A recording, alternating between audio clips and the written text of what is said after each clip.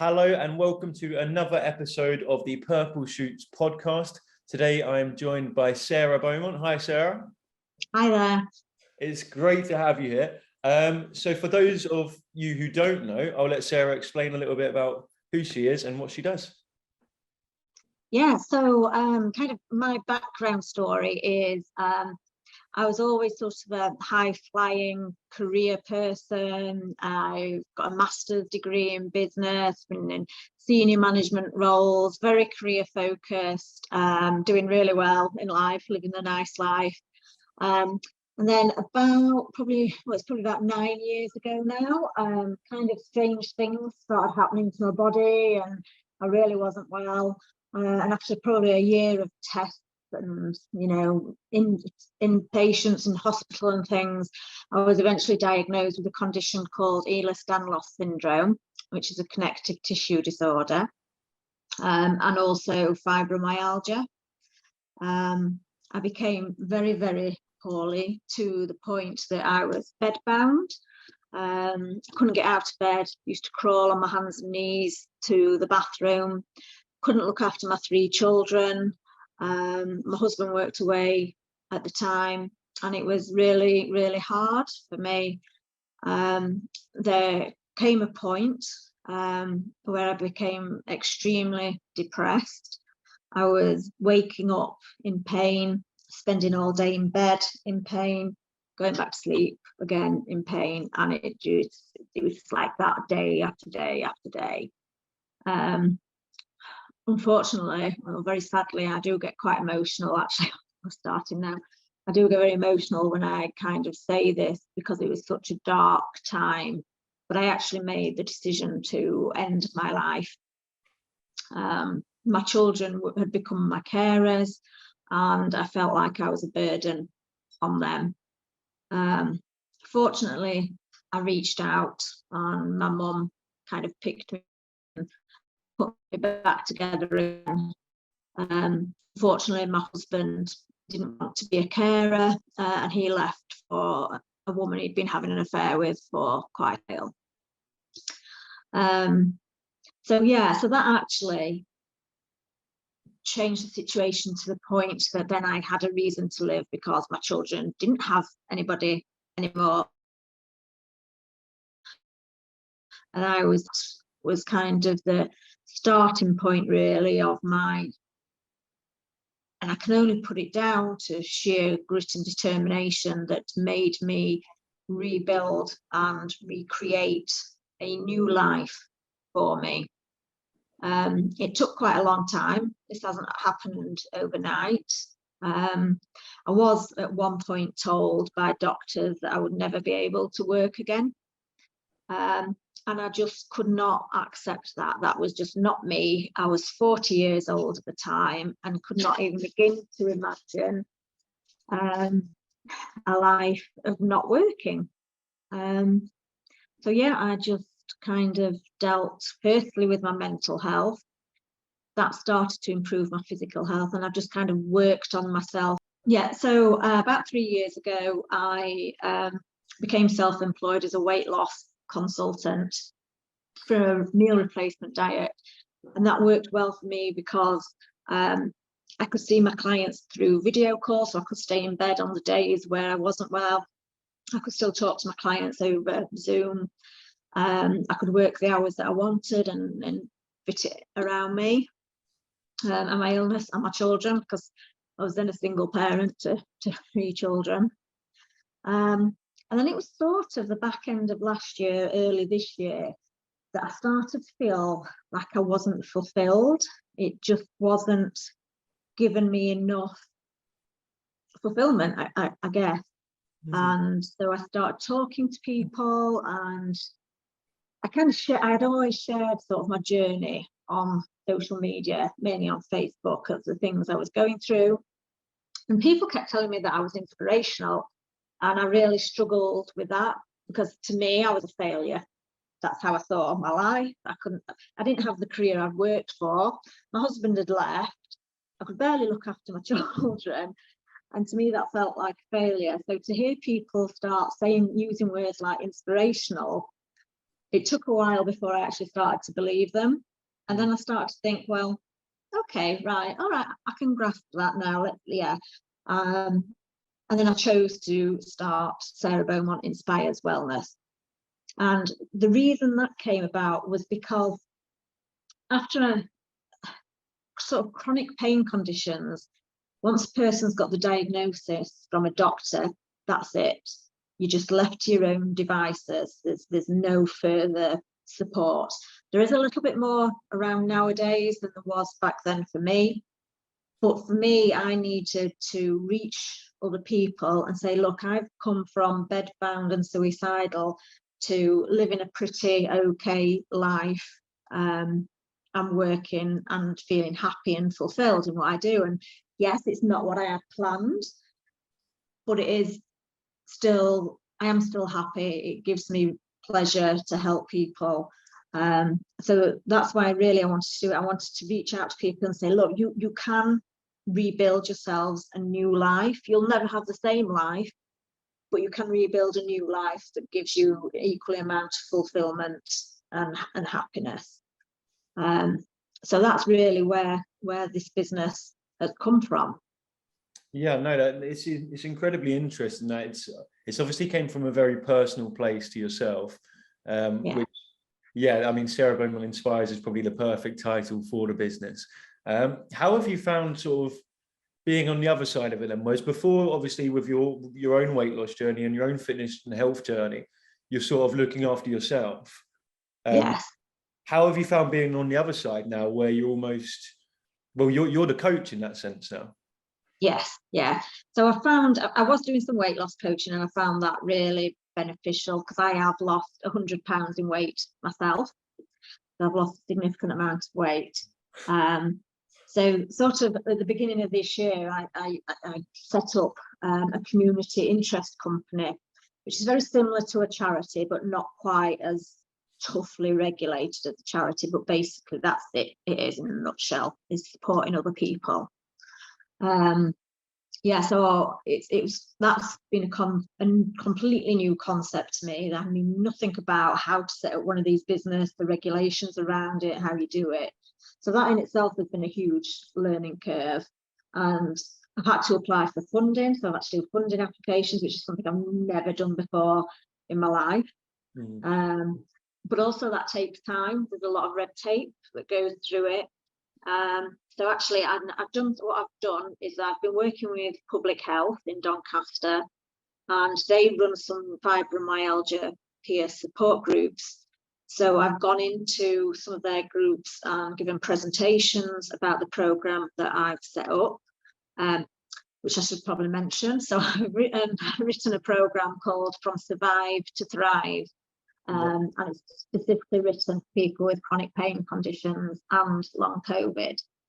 And I've received funding. I've kind of gone into different groups. I've spoken to GPs, lots of different people.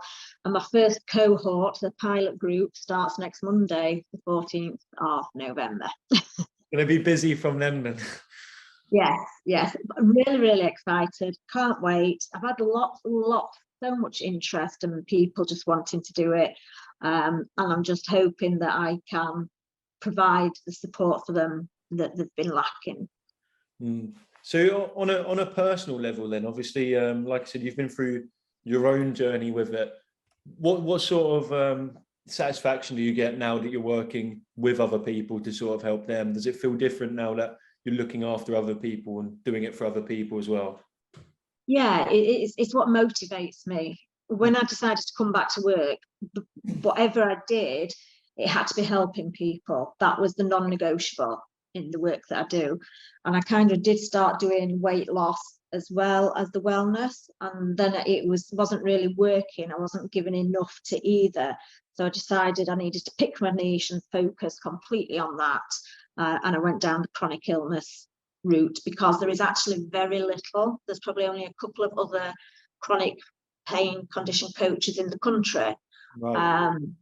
So that was the main drive, is that I needed to get out there. There wasn't enough people out there supporting them, and that's why this became my priority. yeah, I enjoy it. I get something from it.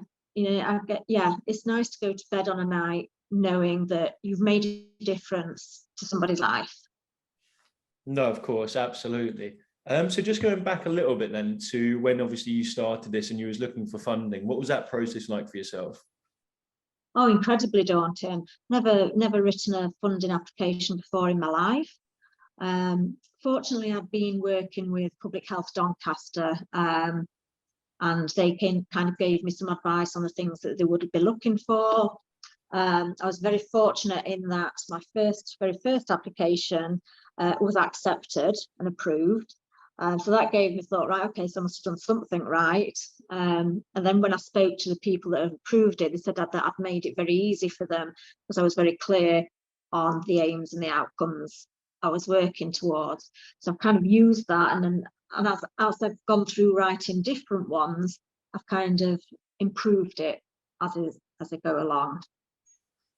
Yeah, perfect. One of the things that I wanted to ask then, obviously, given your own personal connection to the business and your own story that you've been through, to someone else out there who may be watching or listening, who's sort of in that not as happy place, but they've obviously still got these things that they want to go do and achieve and dream of doing, what sort of advice would you give to someone in that situation?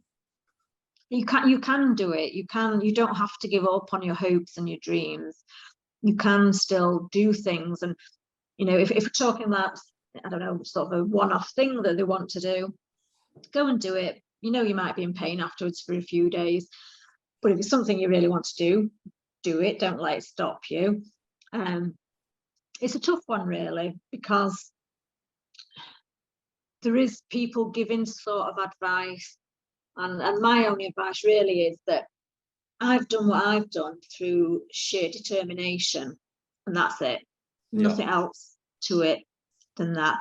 And people who listen to this and living in chronic pain, I understand when I was first diagnosed and when I was really poorly, and people would say things like, you need to go and do yoga, you need to do this. But I crawl on my hands and knees to the bathroom. What do you think? I can't possibly do yoga. And that's quite a common theme of what other people say to sufferers like myself. Oh, if you do this or you do that, it'll be better. Have you tried this? And unless you've been through this and you live with a chronic pain condition, you can't even begin to understand how it feels. And I think that's one of the things I got asked recently, what makes my program different to particularly like a public health program. My answer is that I've done it, I do it, I live with it.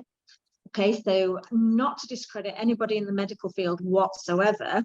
Yeah. But I didn't learn what I've learned from a textbook. I've learned what I've learned from life experience. So obviously your program now is slightly different to what was out there when you was actually going through your initial stages. What sort of support was there for yourself during that time compared to what obviously you're offering now? There was absolutely nothing. Right. There was absolutely nothing whatsoever. I did get referred to a pain clinic at one point, and that didn't particularly work for me. But looking back in hindsight, I don't think my head was in the right place. It wasn't the right time for me to do that. So I wasn't receptive to it.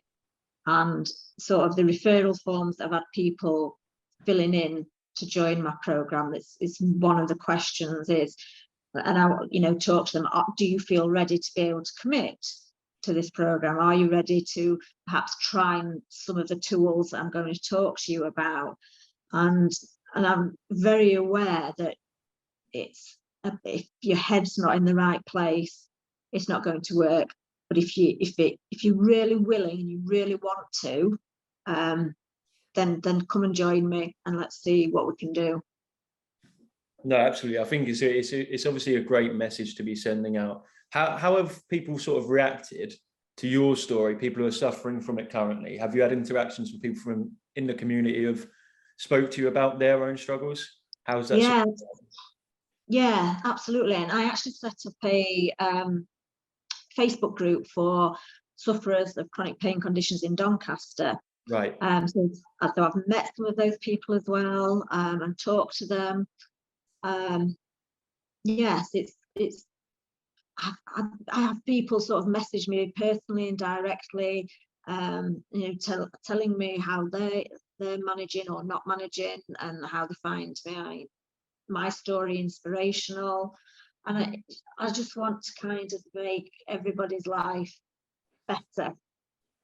That's just I just want to make, even if I just made one person's life better through doing this, then I'd be happy. No, yeah, I think that's a great message. I just want to circle back quickly, if possible. Obviously, your own weight loss journey, was it £100? Yes. I mean, that's insane. That's an incredible amount. How did you do it? Obviously, struggling with what you were struggling with as well. Yeah, so I put on the majority of my weight when I was bedbound. I was on sort of very strong pain medication, and I was very sedentary. I couldn't really cook because I couldn't stand long enough to cook fresh food from scratch. So I was eating a lot of biscuits, crisps, chocolate, just literally stuff that I didn't need to do anything with. And then once I started to improve, and I was sort of my mental health was improving, and I started to look at self-care of myself. It was time to start looking after myself properly. So I did do meal replacement diet for part of it. I did it through, am I allowed to say? Yeah, sure you can. Oh. I think, it's up to you. I did it with the one-to-one diet by Cambridge Weight Plan, and that's who I was a consultant with for nearly 3 years. And like everybody, I sort of put on quite a lot of weight in lockdown, the first lockdown. Yeah. Just eating and baking and everything else. And there was just a point, I had this pair of flowery blue trousers, and they were the only pair of trousers that fit me. And it got to September, October, and I thought, I can't wear these trousers anymore. We're going into winter, I can't wear flowery trousers. And then the next day I actually went to the hairdressers, and I asked her to move the chair so I wasn't looking in the mirror at myself. I couldn't bear to sit and look in the mirror at myself. So she had to move the chair around so I was looking out of the window. And both of those things that were happening within sort of a couple of days of each other was sort of the turning point for me. And I just thought, no, this just is not good. So yeah, I would just. What was the exercise though during that time then? Really just kind of trying to do a little bit more. So maybe like a bit more walking, or I didn't really at that point I wasn't really able to exercise at that point. I didn't really start exercising until I'd lost about 5.5 stone. And then I joined the gym, and I started doing things really simple, just like yoga and Pilates. And people think that yoga, you just sit there and sort of, I don't know, meditate. But it's actually really, really hard and takes a lot of strength. But the thing is, I couldn't do anything high impact. I can't jump around. I can't, so it had to be sort of low impact so I wasn't hurting my joints or anything. And I had to build it up really, really, really gradually. And there was a point sort of earlier in the year that I overdid it. I was overdoing it a bit, and it sent me into a crash physically. And I then couldn't go for months and months. So I'm still currently now trying to build that back up slowly again. No, yeah, I mean, it's definitely, you've obviously faced a lot more difficulties than someone else might do if they was trying to do exercise. That's why the £100 just makes it even more remarkable that you managed to do that. One of the things then I wanted to ask you as well was obviously about your own personal life then. So obviously you've been dealing with your own stuff, and you've been dealing with obviously your chronic pain and stuff. How difficult has it been to maintain, obviously, Sarah Beaumont Inspires with your own personal life as well, especially at the start? How was it striking that balance between looking after yourself, but then also pursuing this route to look after others, essentially? It's incredibly frustrating. I get very frustrated with myself because there's so much I want to do. And I'd be so much further along the road had I been a well person, and I just can't put in the 8-hour a day work that a well person could. Sort of looking at maybe 1-2 hours max a day that I'm able to work. So it's been quite a slow process, and that just gets me really frustrated. How do you deal with that frustration then? Sorry? How do you deal with that frustration and manage that then to make sure that you're still, because I mean, you're still doing great things with Sarah Beaumont Inspires and like with the program and everything. So how do you manage to keep yourself in the right state of mind when you've got that frustration that you can only do a certain amount of hours, but you're obviously someone like yourself is someone who wants to be delivering a lot of impact and doing the most possible. So how do you deal with that? Just self-care, just taking a step back and looking at what you're achieving, rather than sort of, it's important not to look back and say, well, if I was like I was 10 years ago, I'd be in a completely different place. And part of my sort of tagline really is, you need to acknowledge, accept and rebuild.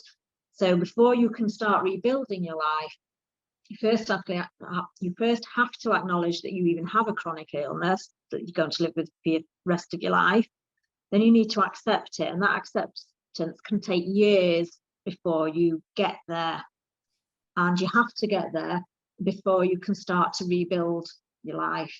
Unless you've done those first two things, you can't then rebuild your life. So while I get frustrated, I have to take a step back and realise that actually I've come incredibly far from where I was, a long way from where I was, and whatever I'm doing seems to be working, and I'm still doing what I want to do.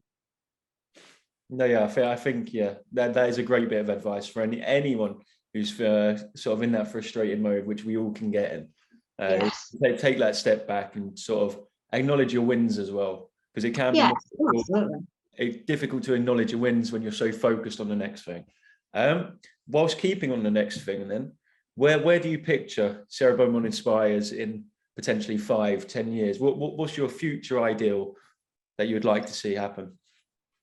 So my first step is to be reaching people in Doncaster, right, and working with sort of GP practices, potentially even sort of consultants at the hospitals, who sort of rheumatologists who can refer, pain clinics, social prescribers at the GP practices. So I want to be sort of working and known within Doncaster where I live for the work that I do.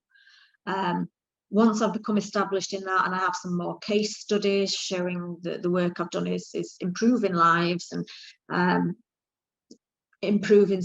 People with chronic illnesses tend to become very isolated. They tend to stay at home more. They lose friends. They lose the jobs and the careers. And my aim is to get people being able to work again if they want to, if they are able to reintegrate into society, making friendships and things like that. But after I've sort of done a few sort of cohorts of the programme, I'd like to start spreading out to other areas of South Yorkshire, then Yorkshire, and then looking to do it throughout the UK through sort of Zoom or Teams or whatever. But I'd like to be able to reach people further away than what I am doing at the moment, and they feel like big, huge goals.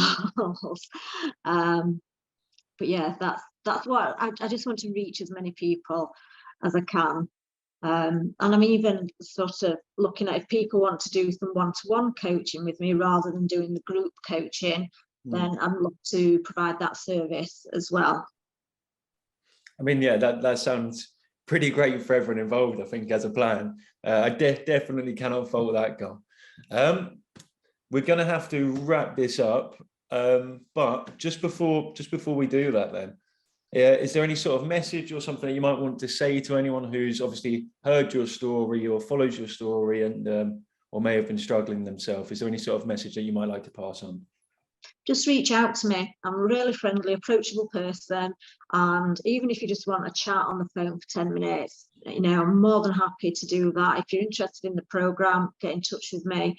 Like I said, there are different avenues I'm looking to go down in the next, whatever long in the future. But just reach out. And, if you're struggling with your mental health as well, like I have, and still do at times, we have been dealt a cruel hand of cards. There's no denying that. But there are ways we can turn that round. And if I can help, I actually volunteer for Samaritans as well now.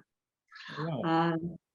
So yeah, that's something that means a lot to me. So I do like to advocate about mental health as well, and that there is always someone there to listen, even if you think that there's not.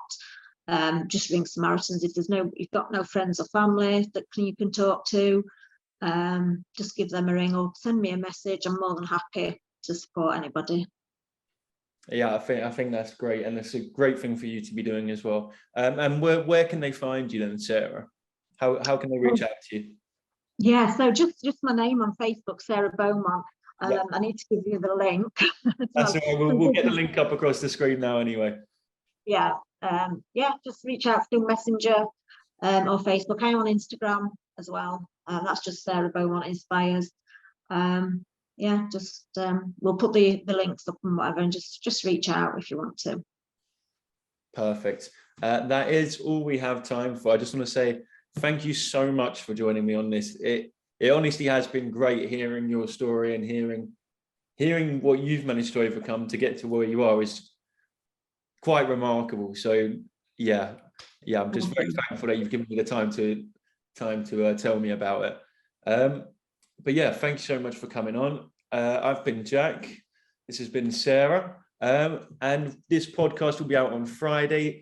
Every Friday at 1 p.m. we will be releasing a new podcast, so keep your eyes peeled for that. It will be across Facebook, TikTok, LinkedIn, and YouTube. Please like, share, and comment to get as engaged as possible. If you have any questions you'd like us to ask our guests, then please let us know, because we want to make this the best possible content for you guys at home too. So thank you very much for watching and listening, and we hope to see you soon. Cheers.